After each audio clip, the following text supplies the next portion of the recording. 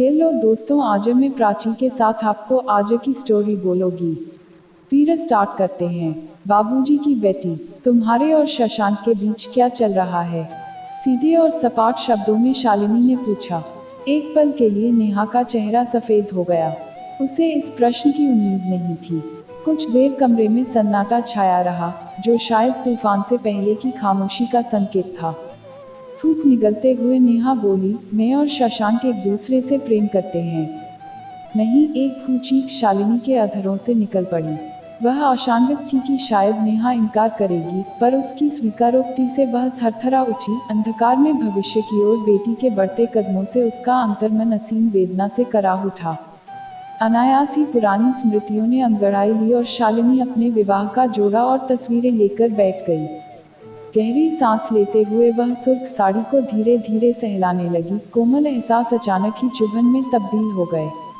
उसने झटके से साड़ी एक ओर रख दी और एल्बम उठाकर पन्ने पलटने लगी। एक एक तस्वीर बीते पलों को सजीव कर हृदय को कचोटने लगी थी। धुंधलाती निगाहों से जब और तस्वीरें दिखनी बंद हो गईं, तो उसने उन्हें भी एक ओर सरका दिया। अपने कंधे पर जाने पहचाने स्पर्श के एहसास से उसने पीछे मुड़कर देखा। नेहा थी, उसकी बेटी। माँ, फिर वही सब। कितनी बार आपको कहा है, क्यों आप इन चीज़ों को खोलकर बैठ जाती हैं? जिन यादों से दिल दुखता है, क्यों आप उन्हें बार बार कुरेदती हैं? क्यों नहीं इन्हें हमेशा के लिए दफन कर देती? काश इन्हें दफन करना इतना आसान होता, कहकर शालिनी आंसू पोंछती हुई उठ खड़ी हुई। सुबह उठकर शालिनी कॉलेज के लिए तैयार थी। आज उसे कुछ जल्दी पहुंचना था। वह इंटर कॉलेज में शिक्षिका थी और आज वार्षिक परीक्षा के संदर्भ में मीटिंग थी। नेहा को कुछ हिदायतें देकर वह घर से निकल गई।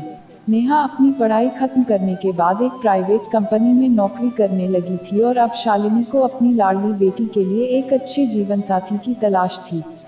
अपनी सहकर्मी मिसेज गुप्ता के कहने पर एक मल्टीनेशनल कंपनी में कार्यरत रोहन से मिलकर वह काफी प्रभावित हुई थी। उसके माता पिता से मिलने का निर्णय ले वह कंपनी की बिल्डिंग से बाहर निकली ही थी कि उसकी नज़र सामने के रेस्टोरेंट से निकले एक युगल पर पड़ी।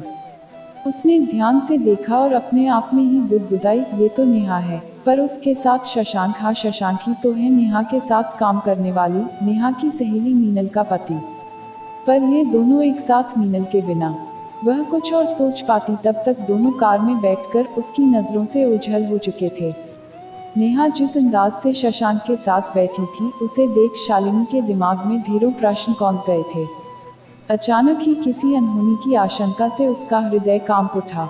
अपनी बेचैनी को नियंत्रित करते हुए उसने घर का दरवाज़ा खोला और बैग एक ओर पटक वह सोफे पर लुढ़क गई। उसे लगा जैसे किसी ने उसकी पूरी शक्ति निचोड़ ली है। शरीर बेजान प्रतीत होने लगा। तो क्या नेहा भी वही गलती करने जा रही है? क्या शालिनी की कहानी एक बार फिर से शुरू हो जाएगी? कब से भटक रही है वह? क्या मिल पाया है उसे? जो उसका था वह भी खो दिया उसने। सारे रिश्ते नाते पल भर में बिखर गए।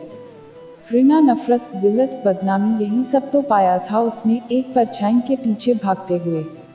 जब होश आया तो चेतना जागी और अपने क्षत विक्षित अस्तित्व के साथ उसे अपना शहर, अपने लोग, दोस्त, परिचित सबको छोड़ मुंह छिपाना पड़ा था। नेहा के कदमों की आहट से उसने खुद को संभालने का प्रयत्न किया। माँ, क्या हुआ? आप इस तरह क्यों लेटी हैं? तबीयत तो ठीक है आपकी? करीब बैठ माँ के माथे पर हाथ रखते हुए चिंतित स्वर में नेहा बोली। बदहवास होती दिल की धड़कनों को काबू करते हुए उसने नेहा से प्रश्न किया, नेहा, मैं जो पूछूंगी सच बताओगी? कैसी बात कर रही हैं माँ? आखिर बात क्या है? आप इतनी परेशान क्यों हैं? तुम्हारे और शशांक के बीच क्या चल रहा है? सीधे और सपाट शब्दों में शालिनी ने पूछा। एक पल के लिए नेहा का चेहरा सफेद हो गया। उसे इस प्रश्न की उम्मीद नहीं थी। कुछ देर कमरे में सन्नाटा छाया रहा, जो शायद तूफान से पहले की खामोशी का संकेत था। थूक निगलते हुए नेहा बोली, मैं और शशांक एक दूसरे से प्रेम करते हैं। नहीं, एक चीख शालिनी के अधरों से निकल पड़ी। वह आशान्वित थी कि शायद नेहा इनकार करेगी, पर उसकी स्वीकारोक्ति से वह थरथरा उठी। अंधकार में भविष्य की ओर बेटी के बढ़ते कदमों से उसका अंतर्मन असीम वेदना से कराह उठा। पर शशांक तो विवाहित है, गहरी पीड़ा से भर वह बोली।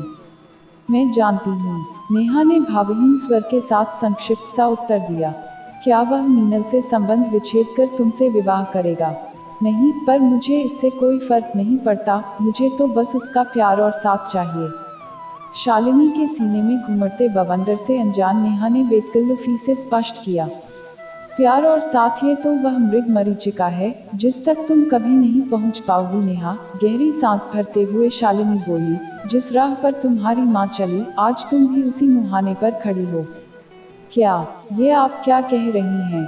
विस्फारित नेत्रों से नेहा शालिनी को देखती रह गई। क्या पापा पहले से विवाहित थे? आश्चर्य से नेहा ने पूछा। हाँ, क्या आप पहले इस सच से परिचित नहीं थी? जानती थी, पर उनके प्रेम में अंधी हो आग में हाथ जला बैठी थी। हाँ, हाथ ही तो जला था मेरा, केमिस्ट्री लैब में एक्सपेरिमेंट करते समय। तब अमित, तुम्हारे पापा जो कि रिसर्च कर रहे थे, हमारे प्रैक्टिकल की क्लास लिया करते थे। उन्होंने ही थामा था उस समय मेरा हाथ। हाथ की जलन तो उन्होंने शांत कर दी थी, पर जो आग मेरे हृदय में भड़क उठी थी उसे नहीं बुझा पाए थे वो। दिन रात उनका ख्याल मुझे बेचैन किए रहता। मैं उन्हें जितना परे झटकती, उनका अक्स उतना ही करीबा मुझे झिझोड़ जाता। स्वयं को असहाय पाए एक दिन उनके सामने मैंने अपने हृदय के उद्गार आवरणहीन कर दिए थे। विस्मय से देखते रहे थे वह मेरी ओर, फिर गंभीरता से बोले, ये नहीं हो सकता, कभी नहीं, मैं विवाहित हूँ। गहरा आघात लगा था मुझे यह सुनकर। कुछ दिन मैं खामोश रही, उनसे दूर दूर रहने का असफल प्रयास भी किया, पर सब व्यर्थ। मेरा मन किसी विषबेल की तरह उनके इर्द गिर्द लिपटा जा रहा था। एक रोज मैं स्वयं को उनसे किंचित दूर करती तो दूसरे रोज मैं उनके और नजदीक पहुंच जाती। बेबस हूँ मैंने फिर उनके समक्ष अपने हाथ फैला दिए, सिर्फ उनका प्यार और साथ पाने की चाहत में। यहीं पर कोई भी पुरुष हो कमजोर पड़ जाता है। शायद पुरुष का प्रकृति प्रदत्त नैसर्गिक स्वरूप है कि वह अपनी तरफ बढ़ते किसी स्त्री के कदमों को चाहकर भी नहीं रोक पाता। उनकी पत्नी का आकंठ में डूबा प्रेम और अटूट विश्वास भी उनके चारों ओर वह रक्षा कवच नहीं बना पाया था जो मुझे उनके सानिध्य और स्नेह के स्पर्श से दूर रख पाता। मैं उनके प्रेम को अंगीकार कर भविष्य की कालिमा से बेखबर हो वर्तमान के सतरंगी इंद्रधनुषी सपनों में खो गई थी। मैं मूर्ख उस वक्त यह भी नहीं समझ पाई कि किसी के हरे भरे आशियाने में सेंध लगाकर उसे रौंदकर मैं अपनी खुशियों का महल कैसे बना पाऊंगी। किसी के दाम्पत्य की नींव हिलाने के फेर में मैं स्वयं ही अपने लिए गड्ढा खोद रही हूँ। पल दो पल के साथ निगाहों से बरसती रूमानियत और उनके स्नेह स्पर्श को ही मैं अपनी जिंदगी समझने लगी थी। शायद यही एक नवयौवना का दुर्बल पहलू है कि वह एक प्यार भरी नजर पाने के लिए विवेक शून्य हो जाती है। अपनी अस्मिता, अपना भविष्य सब हृदय के वशीभूत हो दांव पर लगा बैठती है। यही वह दौर था जब मेरे सोचने समझने की शक्ति विलुप्त हो गई थी। छुपते छिपाते मिलने और उनका इंतजार करने में मैं स्वयं को खासा रोमांचित महसूस करती थी। उनकी बाहों का घेरा मुझे अंदर तक बसंत बहार का एहसास दे जाता था। शनय शनय उनका प्रेम मेरे चेहरे की लालिमा में बढ़ोतरी करने लगा। स्वयं को आईने में निहार निहार कर मैं खुद से ही शर्माने लगी थी। उनके प्रेम की सुगंध मेरे तन मन में पूरी तरह व्याप्त हो चुकी थी। और जब एक दिन मुझे अपने वजूद के भीतर एक और अस्तित्व का एहसास हुआ तो जैसे आसमान से गिर पड़ी मैं, मेरे पांवों तले की जमीन खिसक गई थी। दिन का चैन और रातों की नींद दोनों ही कपूर की तरह उड़ गए थे। अजीब अजीब सी भयानक आकृतियां मुझे भयभीत करने लगीं। समाज, परिवार, दोस्त, लोक लाज, सबका डर सताने लगा था मुझे।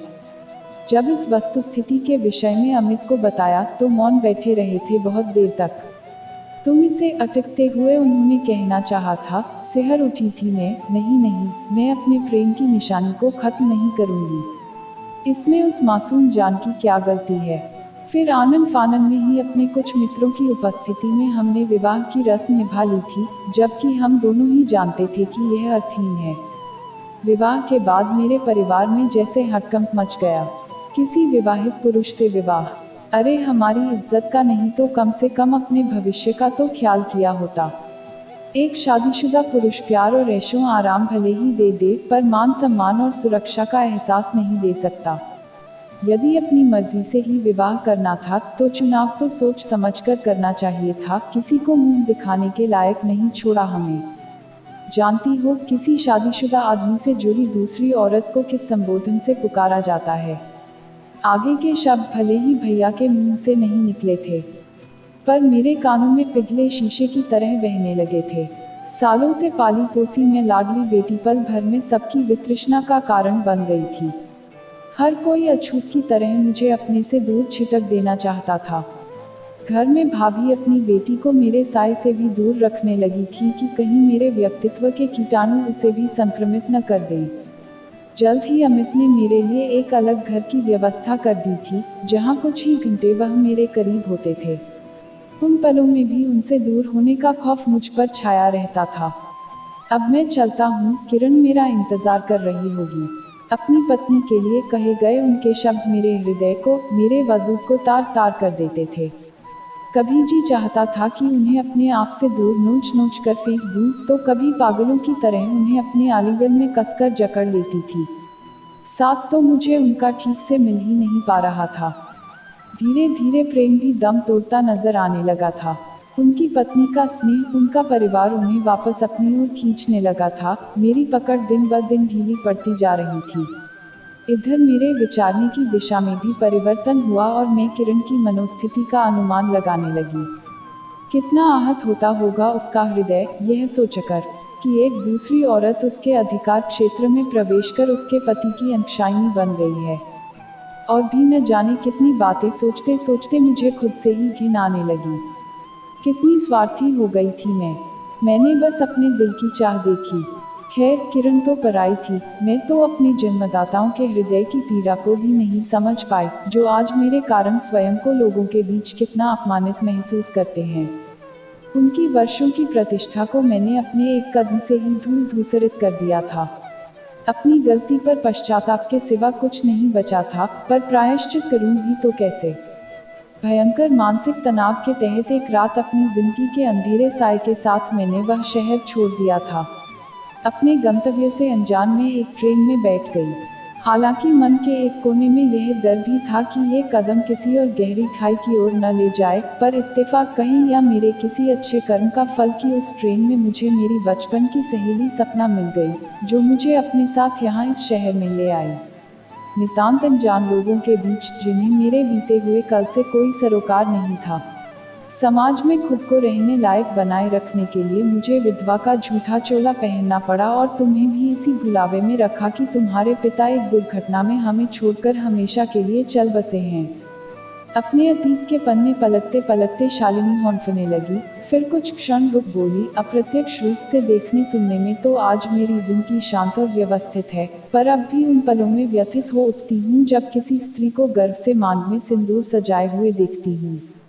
फूंक उठती है एक ऐसी औरत को देखकर जो किसी की विवाहिता के संबोधन से स्वयं को गौरवान्वित महसूस करती है, जिसे अपने बच्चों से पिता के विषय में झूठ नहीं बोलना पड़ता, जिसके पास हर रिश्ता है, तीज त्योहार उत्सव हर मौके पर अपने लोग आसपास होते हैं।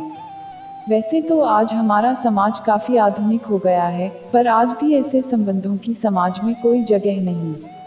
यदि अब भी किसी को मेरे गुजरे हुए कल के विषय में पता लग गया तो उनके मन मस्तिष्क में मेरे लिए घृणा के सिवाय कुछ शेष नहीं बचेगा और लोगों की नकारात्मक प्रतिक्रिया से तुम्हें भी अपना जीवन कलुषित प्रतीत होने लगेगा। नेहा, तुम पढ़ी लिखी और समझदार हो, साथ ही आत्मनिर्भर भी। अपने निर्णय स्वयं करने का अधिकार है तुम्हें, इसलिए मुझे उम्मीद है कि तुम अपनी जिंदगी में ऐसा कोई कदम नहीं उठाओगी जो तुम्हारी आने वाली जिंदगी को नासूर बना दे। शालिनी ने प्यार और सांत्वना भरे स्पर्श के साथ कुछ पल नेहा के कंधे पर हाथ रखा और फिर धीमे कदमों से अंदर कमरे में जा निढाल वो बिस्तर पर लेट गई। उसका संपूर्ण तन मन अतीत की असहनीय पीड़ा से कराह उठा था। उधर नेहा अपने जन्म और माँ की जिंदगी से जुड़े इस पहलू से परिचित हो हकप्रभ बैठी थी। स्वयं को संयत करने में उसे घंटों लग गए। घर में एक अजीब सा सन्नाटा व्याप्त हो गया, दोनों की पूरी रात इसी खामोशी में बीत गई। अगली सुबह नेहा ने खिड़की से पर्दा सरकाया तो सूरज की रूपहली किरणें उसके मुखमंडल पर छितर उसे दमकाने लगी थी। वहां रात्रि के अंधकार की मलिनता का कोई अंश शेष न था। उसका चेहरा अपूर्व शांति और लिए गए निर्णय के प्रभाव से दैदीप्यमान हो रहा था। शालिनी की निगाहों से झांकते हुए प्रश्नों का उत्तर देने के लिए उसने शालिनी का हाथ अपनी दोनों हथेलियों के बीच समेट जो कुछ कहा उसे सुनकर शालिनी का हृदय सुखानुभूति से आह्लादित हो उठा कि उसने गहरे भंवर की ओर बढ़ते अपनी बेटी के कदमों को पहले ही थाम लिया।